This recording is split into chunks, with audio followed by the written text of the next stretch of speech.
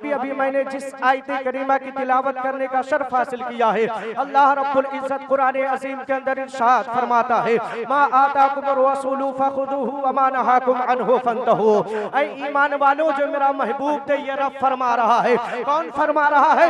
ये रब फरमा रहा है, ऐ ईमान वालों, जो मेरा महबूब थे वो ले लो, और जिस चीज से मना फरमाए बाज आ जाओ। वो केवलपुर के सुन्नी मुसलमान भाइयों, आओ नबी आखिर ज़मा की हिस्ट्री पढ़ो, पैगंबर इस्लाम की जिंदगी पढ़ो। अल्लाह के रसूल सल्लल्लाहु ताला अलैहि वसल्लम ने हम गुनहगारों को क्या नहीं दिया है। अल्लाह के रसूल मेराज गए हैं तो मेराज में नमाज जैसा अनमोल तोहफा लेकर आए हैं। अगर अल्लाह के रसूल मेराज तशरीफ लेकर गए हैं तो रब तबारक व तआला से गुफ्तगू हुई है, तो अल्लाह तबारक व तआला से अगर बात करते करते अगर किसी चीज का तलब किया है मेरे मुस्तफा ने, तो उम्मत की बख्शिश का जिक्र किया है।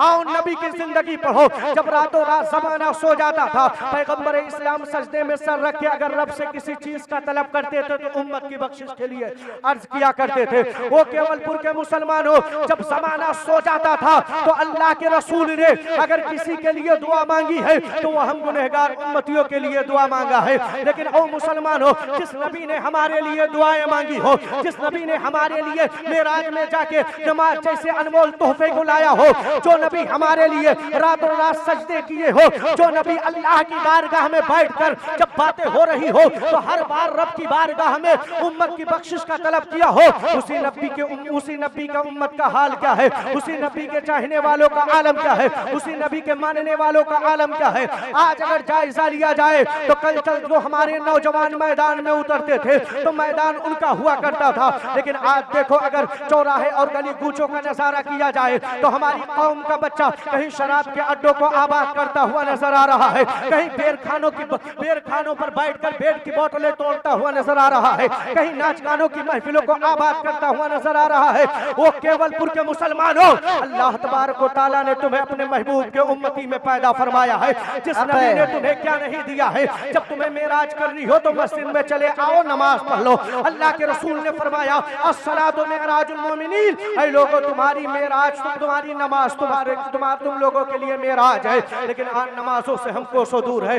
आज अगर बुढ़ापे के मरहले पर बाप कदम को रख देता है, बेटा जवानी के मरहले पर मुंबई या तमाम बाहर कमाने के लिए चला जाता है, अगर बाप किसी चीज का जिक्र कर दे तो बेटा जवाब देने लगता है कि मेरे पास इतनी कमाई नहीं है मैं कि दे दूं तुम्हें, मेरे पास इतना पैसा नहीं कि मैं तुम्हारा खर्चा उठा सकूं। वो मेरे प्यारे मुसलमान भाइयों, आओ अल्लाह के रसूल की जिंदगी पढ़ो। पैगंबर इस्लाम नबी आखिर ज़मा अलैहिस्सलातु व तस्लीम ने हम मुसलमानों को क्या नहीं दिया है। वही अरब की सरजमीन है कि जब अल्लाह के रसूल सल्लल्लाहु ताला अलैहि वसल्लम ने ऐलान नबुव्वत नहीं किया है तो अरब की सरजमीन पर कहीं नाव को मनहूस कहा जा रहा है, कहीं बाप को बाजारों में ले जाकर बेचा जा रहा है। मैं पूछना चाहता हूँ, जो बाप की उम्र में की औलादे हैं, अगर तुम्हारा औलाद तुम्हारे बुढ़ापे में हाथ को पकड़कर कहीं मार्केट में मजदूरी करने के लिए कहे तो क्या तुम्हें यह गवारा होगा कि जिस बेटे की परवरिश तुमने किया है, जिस बेटे की जवानी के मरहले पर तुमने पहुंचाया है, जिस बेटे को तुमने दुनिया में चलना सिखाया है,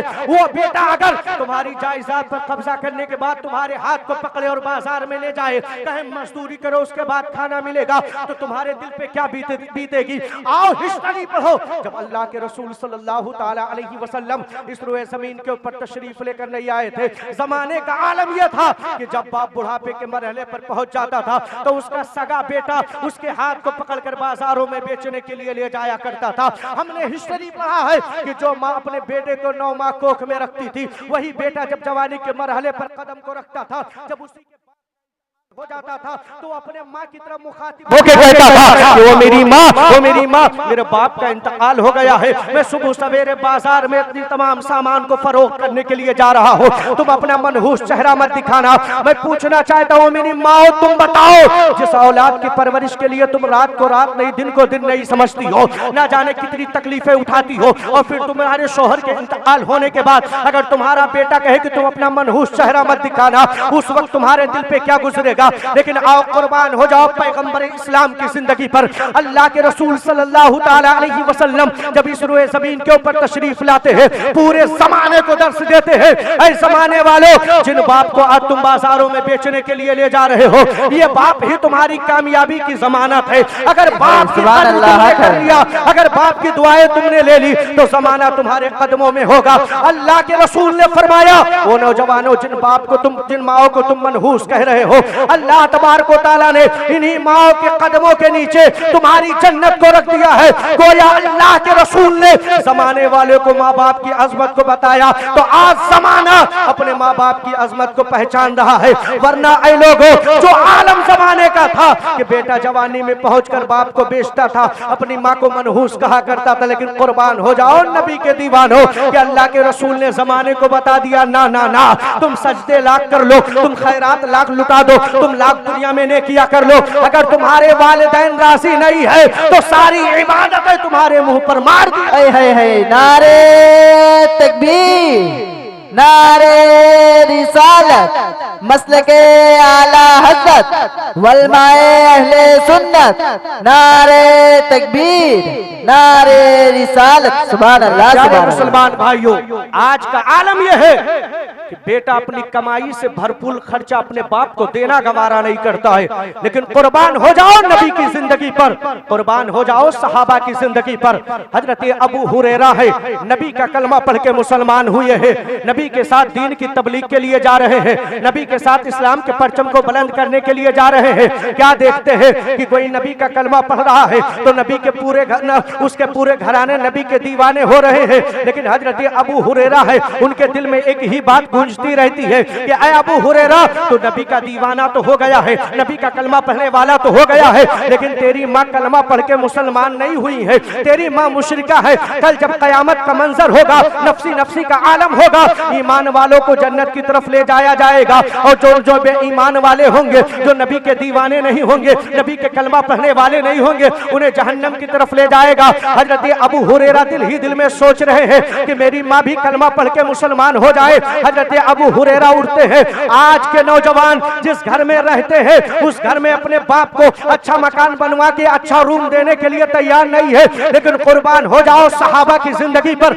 हजरत अबू हुरैरा अपनी माँ के पास जाते हैं, वो मेरी प्यारी अम्मी जान, जिस नबी का कलमा मैं पढ़ता हूँ, जिस नबी का कलमा अबू बकर सिद्दीक पढ़ते हैं, जिस नबी का कलमा उस्मान गनी पढ़ते हैं, जिस नबी का कलमा मौला अली पढ़ते हैं, ऐ मेरी माँ, जिस नबी का कलमा सहाबा पढ़ते हैं, ऐ मेरी बात तू भी कलमा पढ़ के मुसलमान हो जा, क्योंकि मेरे दिल को ये गवारा नहीं हो रहा है कि मैं नबी के साथ जन्नत में जाऊं और मेरी माँ मुशरिका होके जहन्नम में जाए। कुर्बान हो जाओ हजरत अबू हुरैरा की। सुभान अल्लाह, माशाअल्लाह है। सहाबी रसूल है, एक वो भी ईमान वाले हैं जो अपने माँ के पास जाके हाथ जोड़ के कहते हैं, अम्मी जान कलमा पढ़ के मुसलमान हो जाओ, नबी की दीवानी हो जाओ, नबी का कलमा पढ़ लो, क्योंकि कल नबी के साथ जन्नत में जाना होगा। मेरे दिल को ये गवारा नहीं हो रहा है कि मैं जन्नत में जाऊं, मेरी माँ जहन्नम में जाए। आज कैसे नौजवान है जो अपनी वालिदैन की खुशियों को छीन कर अपने आप को कामयाब समझते हैं। हजरत अबू हुरैरा है, माँ के पास जाके इल्तिजा करते हैं, माँ कहती है ना ना बेटे, मैं अपने बाप दादाओं की मजहब को नहीं छोड़ सकती हूँ, मैं अपने बाप दादाओं की बुतों का पूजा करना नहीं छोड़ सकती हूँ।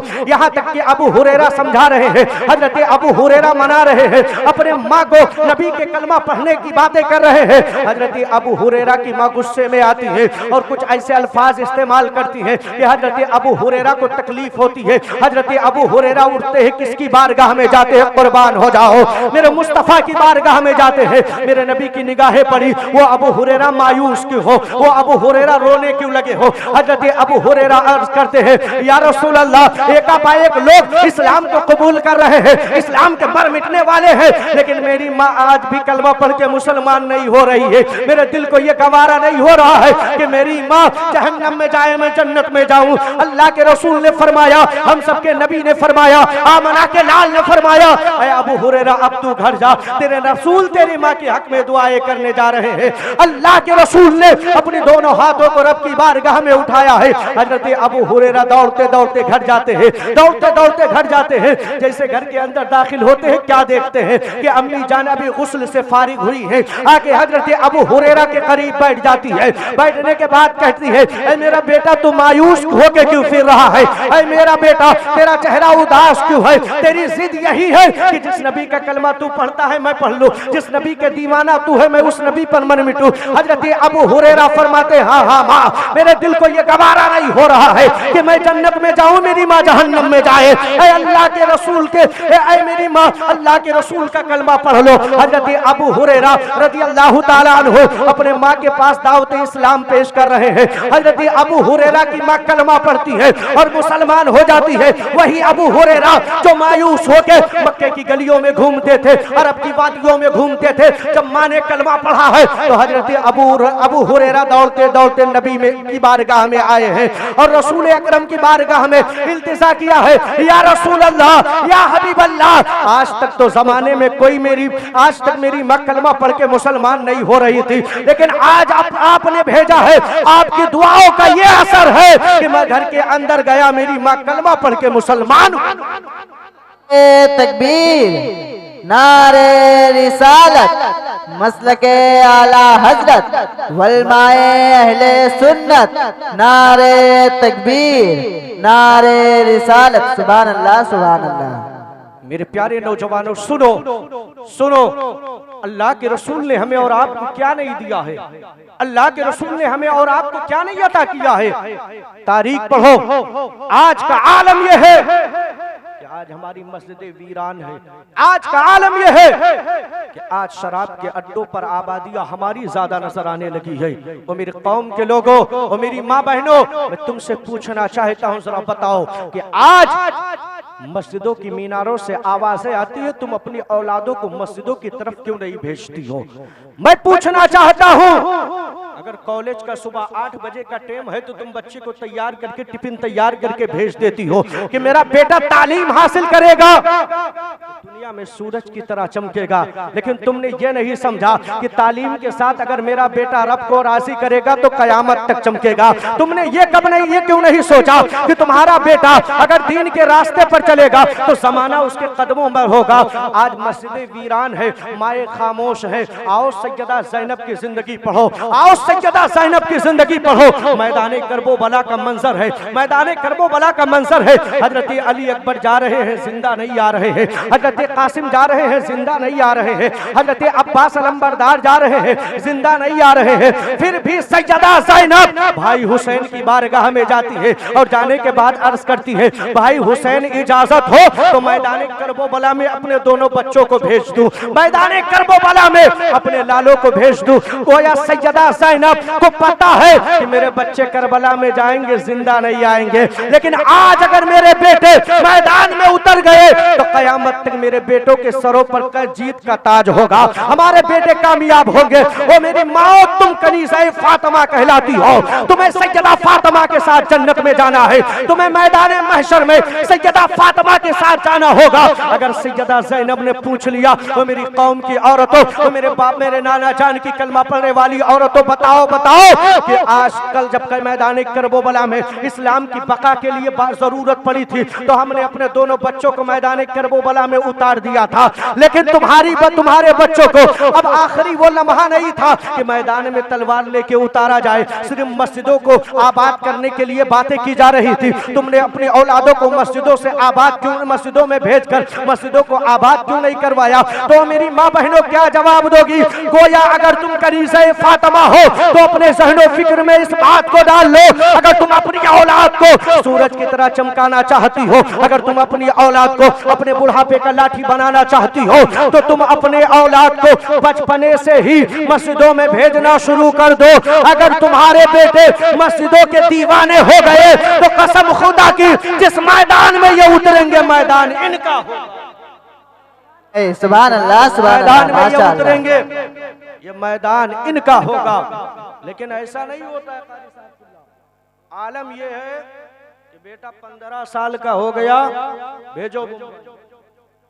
मुंबई जाता है 6 महीना साल भर रहता है, अम्मी परेशान है, अब्बा परेशान है, कुछ पैसा वैसा नहीं, बस तनख्वाह ही नहीं मिला है, पैसा ही नहीं मिला है, मिला था कपड़ा खरीद लिया, ये कर लिया वो कर लिया, और आने के टाइम टिकट मारेगा पुष्पक एक्सप्रेस का, यो फोन लेगा और कहीं स्टेशन के करीब रुकेगा, ये फटी फटी जैकेट खरीद लेगा और बाल कटवाएगा, कहीं इस तरफ लाल कलर, कहीं पीला कलर, कहीं व्हाइट कलर, और फिर वहां से फैशन में आके लखनऊ स्टेशन पे उतरेगा, एक सेल्फी लेगा और वहीं से स्टेटस लगाना शुरू कर देगा। 1 साल मुंबई में रहा है, अभी जिस्म में 1 किलो से 2 किलो मांस नहीं हुआ है, अभी 250 ग्राम ही है, पैर देख लो तो सूखी बीड़ी, हवा तेज चले तो हवा का झोंका बर्दाश्त ना कर सके, और वहीं से स्टेटस लगा देंगे, दबदबा था, दबदबा है, दबदबा रहेगा। अगर कारी आसिफ साहब जोर से एक तमाचा रख दे तो जमीन से नहीं उठ पाएगा, लेकिन स्टेटस लग जाएगा, दबदबा था, दबदबा है, दबदबा रहेगा। और मेरी कौम के नौजवानों में तुमसे पूछना चाहता हूँ, अगर तुम्हारा दबदबा है तो दबदबा है कहाँ? अगर तुम्हारा दबदबा है तो दबदबा दिख क्यों नहीं रहा है? आज शराब के अड्डों पर हमारे नौजवान क्यों नजर आ रहे हैं? अगर तुम्हारा दबदबा है तो आज हमारी बेटियों को काट कर फ्रिजों में क्यों सजाया जा रहा है? अगर दबदबा है तो हमारी मस्जिदें वीरान क्यों है? अगर दबदबा है तो शराब के अड्डों को आबाद क्यों किया जा रहा है? अगर दबदबा है तो गांव में नचनियों को क्यों लाया जा रहा है? अगर दबदबा है तो अय्याशियों की महफिलों को आबाद क्यों किया जा रहा है? अगर दबदबा ही देखना है तो आओ अबू बकर की जिंदगी पढ़ो, हजरत उस्मान गनी की जिंदगी पढ़ो, हजरत मौला अली की जिंदगी पढ़ो, हजरत उमर फारूक आजम की जिंदगी पढ़ो। हजरत उमर फारूक आजम का दबदबा इस तरह था कि इंसान तो इंसान है, अगर शैतान आता था तो वो भी रास्ता बदल देता था और कहता था रास्ता चेंज कर दो, मुसलमानों के खलीफा उमर फारूक आजम है। नारे तकबीर, नारे रिसालत, मसलके आला हजरत, वलमाए अहले सुन्नत, नारे तकबीर, नारे रिसालत, सुभान अल्लाह सुभान अल्लाह। लोगों, दबदबा ऐसा था कि पूरी दुनिया में इस्लाम का परचम लहराया जाता था। दबदबा ऐसा था कि जहां मैदान में उतर जाया जाता था, मैदान हमारा हो जाता था। आओ तारीख पढ़ो, हजरत खालिद बिन वलीद की जिंदगी। हजरत खालिद बिन वलीद जब मुल्क रूम पर हमलावर होते हैं, मुल्क रूम के सारे ताकतवर, सारे पादरी, सारे अपने देवी देवताओं के मानने वाले बाहर आ जाते हैं। नाना खालिद बिन वलीद, हम तुमसे मुकाबला नहीं कर पाएंगे, हम तुमसे खूनो रेजियां नहीं कर पाएंगे। ऐ खालिद बिन वलीद, हम तलवारें नहीं चला पाएंगे, बस 2-4 शर्तें हैं, आप कबूल कर ले। हजरत खालिद बिन वलीद ने फरमाया, बताओ, का सुबह सवेरे सदर गेट को खोल दिया जाएगा, आप लश्कर इस्लाम को लेकर बाजार को पार कर देना, पूरा मुल्क तुम्हारा हो जाएगा। दबदबा देखो, दरवाजा खोल देंगे, आप लश्कर इस्लाम को लेकर सिर्फ पार कर देना, ये पूरा मुल्क तुम्हारा हो जाएगा। हजरत खालिद बिन वलीद बिस्तर पे जाते हैं, सुबह की आज़ा होती है, हय्या अलस सलाह, हय्या अलल फलाह। ऐ लोगों, आओ आओ, कामयाबी की तरफ आओ, आओ आओ, सोने से बेहतर नमाज है। हजरत खालिद बिन वलीद नींद से बेदार होते हैं, तमाम मुजाहिदीन इस्लाम नींद से बेदार होते हैं। बेदार होने के बाद मस्जिद में जाते हैं। हजरत खालिद बिन वलीद की इक्तिदा में सारे आशिकाने रसूल की जमात नमाज अदा करते हैं। करने के बाद हजरत खालिद बिन वलीद घोड़े पे सवार होते हैं, मुजाहिदीन इस्लाम घोड़े पे सवार होते हैं। अब मुल्क रूम के सदर गेट को खोला जा रहा है, हजरत खालिद बिन वलीद है, तमाम आशिकों की जमात है। जब बाजार के बीचों बीच सेंटर पे पहुंचते हैं, एक तमहीदी निगाह डालते हैं, क्या देखते हैं? पूरे बाजार को फाहिशा औरतों से सजा दिया है गया है, बेपर्दा औरतों से सजा दिया गया है। जिस तरफ निगाहें डाली जाए, बेपर्दा औरतें नजर आ रही है, खूबसूरत से खूबसूरत औरतें नजर आ रही है। हजरत खालिद बिन वलीद ने अपने घोड़े को रोका और रोकने के बाद कहा, वो मुजाहिदीन इस्लाम सुनो, सुनाओ, आज इस बाजार को पार करना है और इस तरह करना है जिस तरह पैगंबर इस्लाम ने फरमाया है, जिस तरह रसूल कायनात ने बताया है। अल्लाह के रसूल ने फरमाया है कि जब तुम बाजारों से निकला करो तो अपनी निगाहें नीची कर लिया करो। इनका मंसूबा समझ में आ गया है, इनका मंसूबा ये है कि जब खालिद बिन वलीद अपने मुजाहिदों को लेकर बाजार से निकलेंगे, जब मुजाहिदों की नजर बेपर्दा औरतों के ऊपर पड़ेगी, फाहिशा औरतों के ऊपर पड़ेगी, इनके कदमों में जलजला पैदा हो जाएगा, ये अपने घोड़ों से उतरेंगे, बदकारियों में मुब्तला हो जाएंगे, खालिद बिन वलीद तने तनहा हो जाएंगे, हम उन पर हमला करके हम फतेह हासिल कर लेंगे, उन्हें मुल्क से बाहर कर देंगे। हजरत खालिद बिन वलीद ने फरमाया ना ना, आज किसी जमींदार की नहीं बल्कि पैगंबर इस्लाम की बात करनी है। तुम अपने नबी के फरमान के मुताबिक अपनी निगाहों को नीची करके बाजार को पार करो। तारीख शाहिद है कि जितने मुजाहिदीन इस्लाम थे सबों ने अपनी निगाहों को झुकाया और झुकाने के बाद बाजार को पार किया। जैसे बाजार के बाहर हजरत खालिद बिन वलीद अपने घोड़े को रोकते हैं, मुजाहिदीन इस्लाम हाजिर होते हैं, फिर तमाम मुल्क रूम के ताकतवर आ जाते हैं, हुकूमत संभालने वाले भी आ रहे हैं, बादशाह चलाने वाले भी आ रहे हैं, तमाम पादरी आ गए। ऐ खालिद बिन वलीद, ऐ खालिद बिन वलीद, अब मुझे जंगो और मुझे कत्लो गारत करने की जरूरत नहीं है। जब आपका ये आलम है, आपके चाहने वालों का ये आलम है, नबी के कलमा पढ़ने वालों का ये आलम है कि फाहिशा औरतें खड़ी हो और निगाहें नीची करके चले जाए, तो फिर पैगंबर इस्लाम का आलम क्या होगा, मुस्तफा का आलम क्या होगा, ताजदार मदीना का आलम क्या होगा। ऐ खालिद बिन वलीद, अब मुझे कहीं और जाने की जरूरत नहीं है, हमें कलमा पढ़ाकर मुसलमान कर दीजिए और यह मुल्क आपके हवाले। सुभान अल्लाह, सुभान अल्लाह, माशा अल्लाह। वो मुजाहिद थे, एक वो मुजाहिद थे यारो, ये खालिद बिन वलीद मैदान में उतरते हैं, मैदान उनका, मुल्क उनका। आज क्या आलम, हमारी मस्जिदें वीरान, हमारा नौजवान शराब के अड्डों पर घूम रहा है, हमारा नौजवान नाच गानों की महफिलों में जा रहा है। मेरी कौम के लोगों, फिक्र करने की बात है। अभी मुफ्ती साहब किबला ने क्या कहा था, हजरत जिब्रील अमीन अल्लाह के रसूल की बारगाह में इंतज़ा किया था, या रसूल अल्लाह, या हबीब अल्लाह, अगर रब की बारगाह से कुछ मिले तो एक इजाजत तलब करवा लेना कि जब पुल सिरात का पुल हो ना तो उसमें मेरा पर हो, आपकी उम्मत आसानी से गुजरे, आपकी उम्मत आसानी से गुजरे। और तारीखी जुमला सुनो, जब अल्लाह के रसूल रब के रूबरू बैठे, बातें होने लगी, रब ने पूछा महबूब क्या चाहिए। मुअर्रिखीन लिखते हैं हजरती प्यारे मुस्तफ़ा अलैहिस्सलातु व तस्लीम ने एक मर्तबा नहीं, दो मर्तबा नहीं, बल्कि कई कई मर्तबा मेरे नबी ने यही कहा, ऐ खुदा बस मेरी उम्मत, बस मेरी उम्मत। आज तुम शादियों की महफिलों पर नबी की शरीयत को भूल जाते हो, छठी के मौके पर नबी की महफिल को भूल जाते हो, तमाम अकीके के मौके पर नबी की शरीयत को भूल जाते हो। कुर्बान हो जाओ। आज अगर हज करने कोई जाता है तो उसके दिल के खुशी का आलम यह होता है कि वो पूरे मोहल्ले में मिठाई बंटवा देता है, पूरे इलाके के लोग उसे देखने के लिए आते हैं। लेकिन आओ, नबी मेराज को गए, कहा मेराज को गए हैं, रब ने बुलाया, महबूब आओ, रूबरू बैठना है, तुमसे बातें करनी है। महबूब है अल्लाह है, महबूब है अल्लाह है, बातें होनी है। फिर भी मेरा रसूल हमें नहीं भूल रहा है, मेरा हबीब रब की बारगाह में पहुंचकर हम उम्मत को नहीं भूल रहा है। और हम कैसे उम्मत है, हम कैसे नबी की कलमा पढ़ने वाले हैं कि शादियां हो तब भी नबी को भूले हैं, अकीका हो तब नबी को भूले हैं। अगर कारी आसिफ साहब, अमीर हसन साहब किबला चले जाएं, कहते अरे ये काम ना करो, अरे मौलाना खामोश रहना, कहीं बार बार ये मौका आता है, कहीं बार बार ये मौका आता है। वो लोगो तुम कह रहे हो क्या बार बार मौका आता है। मैंने तारीख पढ़ी है, मैंने सवाने पढ़ा है कि अल्लाह के रसूल सल्लल्लाहु ताला अलैहि वसल्लम मेराज को गए ना, तो जाने के बाद अल्लाह के रसूल ने सिर्फ हमारा जिक्र किया, और जब मेराज से तशरीफ लेकर आए ना तो मेरे मुस्तफ़ा ने फरमाया, वो आयशा, मैंने जहन्नम में औरतों की तादाद ज्यादा देखी है। ऐ आयशा, जाओ मदीने की औरतों से कह दो कि पर्दे में रहा करें। मेरे नबी ने कहा, ऐ आयशा, जाके मदीने की औरतों से कह दो पर्दे में रहा करे, पर्दे में रहा करे। अल्लाह के रसूल ने फरमाया, ऐ उम्मुल मोमिनीन आयशा, मैंने सबसे ज्यादा औरतों की तादाद जहन्नम में पाया है। हजरत आयशा उठी, अहले अरब की औरतें हैं, हजरत आयशा खिताब फरमा रही हैं, कहा वो अहले अरब की औरतों, तुम पर्दे में रह के अपनी जिंदगी गुजारा करो।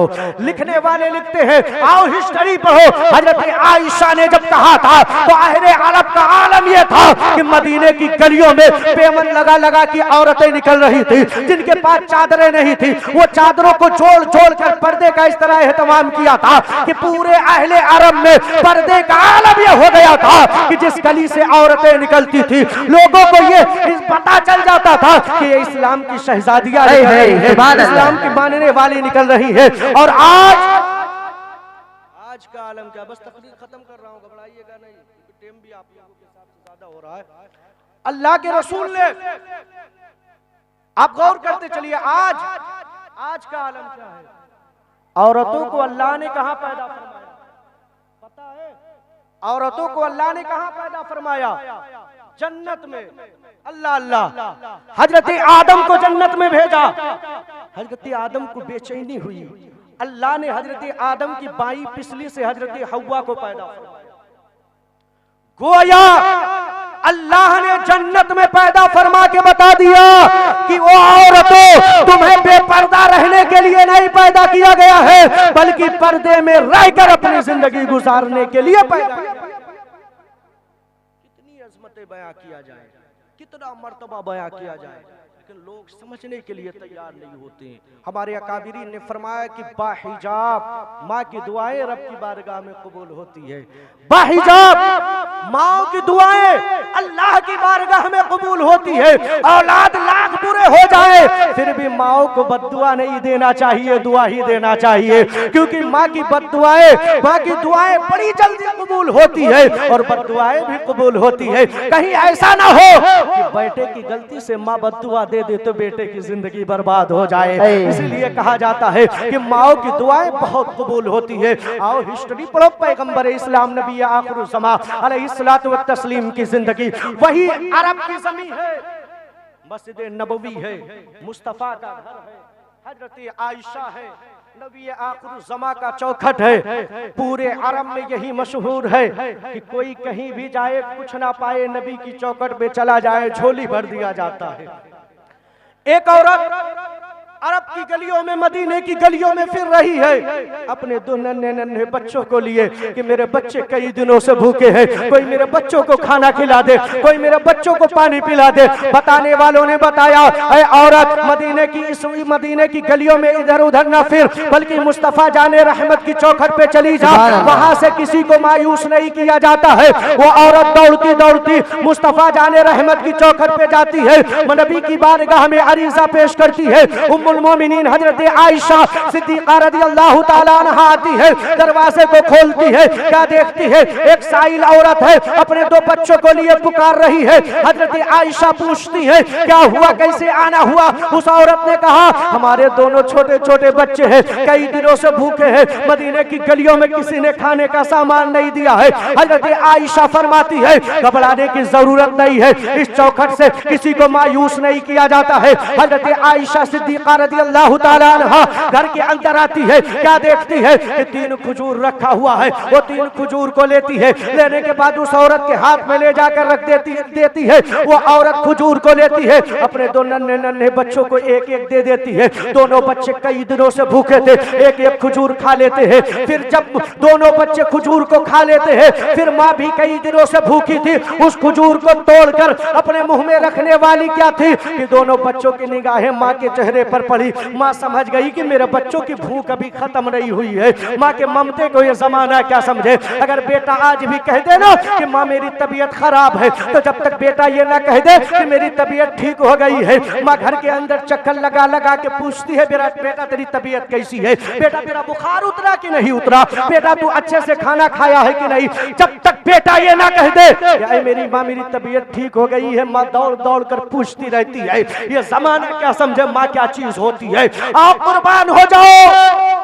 दोनों छोटे छोटे बच्चे हैं, एक एक खजूर खा लिया है, माँ का चेहरा देख रहे हैं, माँ भी कई दिनों से भूखी है, फिर भी बच्चों के चेहरे की तरफ देखती है, देखने के बाद खजूर को अपने मुंह में ना रखने के बजाय हाथ में लेती है, 2 टुकड़े कर देती है, करने के बाद एक छोटे बच्चे को दे देती है। माँ भी कई दिनों से भूखी है, लेकिन अपने बच्चों की भूख मिटाने के लिए एक टुकड़ा लेती है, अपने छोटे बच्चों को दे देती है, एक बड़े बच्चे को दे देती है। मेरे मुस्तफा की निगाहें पड़ रही है, मेरे नबी देख रहे हैं। मेरे नबी ने पुकार कर कहा, वो आयशा, आज इस माँ की मोहब्बत ने मेरी माँ की मोहब्बत को याद दिला दिया। अगर आज मेरी माँ जिंदा होती और मैं नमाज में होता, मेरी माँ कहती या मोहम्मद मेरे करीब आओ, तो मैं नमाज को छोड़कर माँ की बारगाह में सुभान अल्लाह, सुभान अल्लाह। नारे तकबीर, नारे रिसालत, मसलके आला हजरत, नारे तकबीर, नारे रिसालत। सुभान। मेरे नबी ने क्या फरमाया कि आज मेरी माँ होती और कहती बेटा मोहम्मद कहाँ हो, अगर मैं नमाज में होता तो माँ के पास दौड़ता चला आता।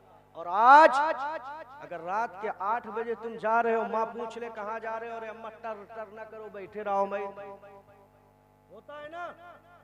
माँ को भी पता है बेटा कहाँ जा रहा है, माँ को भी पता है बेटा कहाँ गुल खिलाने जा रहा है, किन दोस्तों के साथ नाच देखने जा रहा है, किन दोस्तों के साथ टाइम पास करने जा रहा है, फिर भी माँ खामोश बैठी रहती है। और मेरी कौम के लोगों में तुमसे पूछना चाहता हूँ, कल मैदान महशर में अगर जहन्नम का ताज तुम्हारे सर पे रख दिया गया और फिर तुम्हें जहन्नम की तरफ खींच कर ले जाया जाएगा, तो क्या तुम्हारे ये दोस्त काम आएंगे, क्या तुम्हारे अज़्ज़ा क़रीब काम आएंगे, क्या तुम्हारे शराब पीने वाले और नाच गाने करने कराने वाले काम आएंगे? ना ना ना, ये दुनिया के कोई रिश्ते काम आने वाले नहीं है। अगर कोई रिश्ता काम आएगा तो पैगंबर इस्लाम का काम आएगा। सुभान अल्लाह, सुभान अल्लाह, माशाअल्लाह। कोई रिश्ता अगर काम आएगा तो पैगंबर इस्लाम का काम आएगा, बाकी कोई रिश्ते काम आने वाले नहीं है।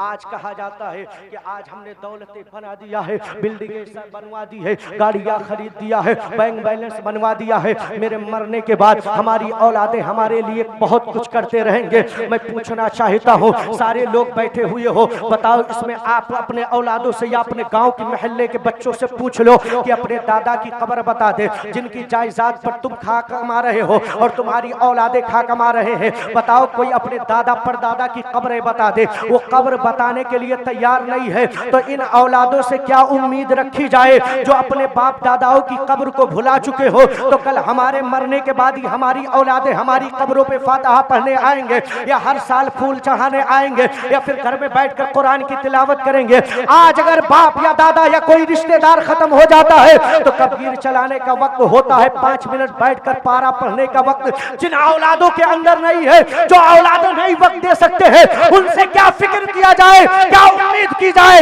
कि वो औलादें हमारे मरने के बाद वो हमारे कब्र पर कुरान पढ़ने आए। सुभान अल्लाह, सुभान अल्लाह, माशाअल्लाह। बात बड़ी कड़वी है यारो, लेकिन थोड़ा पीने की कोशिश करो।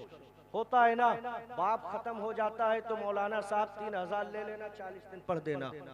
मेरी उंगली पे चोट लगे तो मुझे जितना दर्द महसूस होगा उतना दर्द किसी को महसूस होगा। लाख आंसू गिरा दो तुम, लेकिन जो चोट मुझे लगी होगी वो दर्द जो मुझे है वो दर्द तुम्हारे दिल में कभी नहीं पैदा हो सकती है। वो दर्द मुझे होगा जब मेरा बाप दुनिया से जाएगा, तो जो दर्द मुझे होगा वो तुम्हें नहीं होगा। जब तुम्हारा बाप दुनिया से जाएगा, जो दर्द तुम्हें होगा वो किसी और को नहीं होगा। लेकिन रब वो है जो 70 माओं से ज्यादा अपने बंदों से मोहब्बत करता है। रब वो है जो 70 माओं से ज्यादा अपने बंदों को अपने करीब लाने की कोशिश करता है। वो रब, मैंने अपने असलाफ के जरिए सुना है कि एक नौजवान इस दुनिया से गया, उसके कब्र में आजाब हो रहा था। उसकी माँ बड़ी नेक थी, माँ ने बेटे की उंगली पकड़ा और पकड़ने के बाद मदरसा लेके गई। ले जाने के बाद कहा मौलाना साहब मेरे बेटे को कुरान पढ़ना सिखा दो। जैसे बेटे को कहा गया बेटा पढ़ तू बिस्मिल्लाहिर्रहमानिर्रहीम, जैसे बेटे ने कहा बिस्मिल्लाहिर्रहमानिर्रहीम, गैब से आवाज आई, वो मेरे फरिश्तों जाओ उस जनाब के कब्र से आजाब को हटा लो, क्योंकि जिसका बेटा जमीन पर रह के मुझे रहमान और रहीम पुकारे, मेरी रहमत को ये गवारा नहीं है कि उसकी कब्र पे मैं आजाब डालूं। सुभान अल्लाह, सुभान अल्लाह, वाह वाह। तुम्हारा बेटा दिल की गहराइयों से कहेगा, ऐ खुदा मेरा तेरा कलाम पढ़ रहा हूँ, मेरे कलाम का सवाब, अपने कलाम का सवाब मेरे वालिद को पहुंचा दे, मेरी वालिद की बख्शिश कर दे। मिंबर रसूल से कह रहा हूँ कि अगर तुम्हारी औलादों ने ये फिक्र दिल में रखी और निदामत के आंसू गिरा के तुम्हारे हक में दुआएं कर दी, तो वो दुआ पहले कबूल होगी और बाकियों की दुआ बाद में कबूल होगी, बाकियों की दुआ बाद में कबूल होगी। लेकिन ऐसा नहीं होता है, ऐसा नहीं होता है। मैंने सुना है अपने असलाफ से, मैंने सुना है अपने बुजुर्गों से कि हमारे बुजुर्ग ऐसे हुआ करते थे, ऐसे हुआ करते थे। बेटा जब कम उम्र का होता था तो उसे नबी की नात सुनाया करते थे। मैंने सुना है कि जब बेटे 4 साल 6 महीने के हुआ करते थे तो फिर बाप बेटे को ले जाकर बिस्मिल्लाह खानी कराया करता था। बस आखिरी बात सुनो, सैयदे सालार मसूद गाजी रज़ी अल्लाह ताला अन्हु को कौन नहीं जानता है? सारे लोग जानते हैं। हम उनके दयार में रहते हैं, उनके इलाके में रहते हैं, उनका सदका खाते हैं। सरकारे गाजी की उम्र शरीफ जब 4 साल 6 महीना 9 दिन की हुई तो हजरत सैयदना सालारे शाहू ने बेटे की उंगली को पकड़ा, कहा बेटा बेटा बताओ, हुकूमतें जिनके घर में हो, सल्तनत जिनके घर में हो, बादशाह जिनके घर में हो, वो बेटे की उंगली पकड़कर मदरसे में ले जा रहे हैं। हजरत सैयदना इब्राहिम 12 हज़ारी अलैहिर्रहमा की बारगाह में, हुजूर ये मेरा बेटा है, मैं उंगली पकड़ के लाया हूँ, आपके हवाले कर रहा हूँ, अब इसे चलना आपको सिखाना है, कामयाबी कहाँ से मिलती है इसे आपको बताना है, दुनिया में तरक्की कैसे मिलती है इसे आपको बताना है, दुनिया में किस तरह फतेह हासिल किया जाता है आपको सिखाना है। बताओ। सैयदना इब्राहिम 12 हज़ारी अलैहि रहमत व रिज़वान सैयदे सालार मसूद गाजी रज़ी अल्लाह ताला अन्हु की बिस्मिल्लाह खानी कराते हैं। कराने के बाद वही सैयदे सालार मसूद गाजी रज़ी अल्लाह ताला अन्हु 9 साल की उम्र में अपने वक्त के मुफक्किर भी बने हैं, अपने वक्त के मुहद्दिस भी बने हैं, अपने वक्त के आलिमे दीन भी बने हैं और अपने वक्त के मैदान के सिपह सालार भी बने हैं। 9 साल की उम्र में सरकारे गाजी ने तमाम उलूम हासिल कर लिया। गोया पता ये चलता है कि जब बच्चों की उंगलियां सही हाथों में चली जाती है तो बेटे कम उम्र में दुनिया में कामयाबी हासिल कर लेते हैं। और 18 साल की उम्र में इस्लाम का ऐसा झंडा गाड़ा है कि बहराइच की इर्द गिर्द चले जाओ तो देखो हर तरफ सरकारे गाजी का नारा लगाने वाले मौजूद हैं। आज 9 साल का बेटा सलाम करने का तरीका नहीं जानता है, बड़ों का अदब करने का तरीका नहीं जानता है, भाइयों से मोहब्बत करने का तरीका नहीं जानता है। वो केवलपुर के मुसलमान हो, बस तकरीर खत्म कर रहा हूं, इस जुमले को सुनो। अगर तुम कामयाब होना चाहते हो, अपनी औलादों को कामयाब करना चाहते हो तो अब दुनिया की दौलतें उसके कदमों में डालो, लेकिन उसके हाथ में कुरान दे दो और एक हाथ में कलम दे दो। कसम खुदा की, जब जमाना उसे जुल्मत में डालेगा तो वो कुरान उठा के जुल्मत को मिटा के सीधा रास्ता तलाश लेगा। और जब दुनिया अपनी हुकूमत से उसे मिटाने की कोशिश करेगी तो वो अपने कलम की ताकत से उनके दिलों में उनके दिलों में अपना परचम लहरा के उनके दिलों में ऐसा मोहर लगाएगा कि जमाना देखता रहेगा ये किसी दुनियादार का बेटा नहीं बल्कि मुस्तफा का गुलाम, नबी का दीवाना आया है। आज आलम ये है कि बच्चे कुरान पढ़ना नहीं जानते।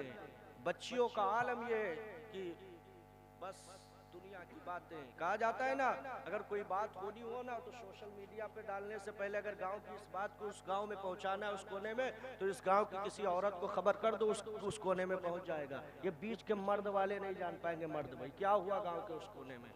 और मेरी माओ तुम्हें अल्लाह ने वो मकाम दिया है कि तुम्हारी दुआओं को अल्लाह बाहिजाब कबूल फरमाता है। इसीलिए आप अपनी औलादों को शरीयती मुस्तफ़ा के साँचे में ढाल कर रखो। और कटिलिया चौराहा पे राहत हॉस्पिटल के पास एक मदरसा है जिसको मैं चलाता हूँ, जामिया उम्मुल खैर फातिमा, जिसमें 8 फरवरी को जलसा है। आप सभी लोगों को मैं दावत दे रहा हूँ, आप तशरीफ लाइए और माले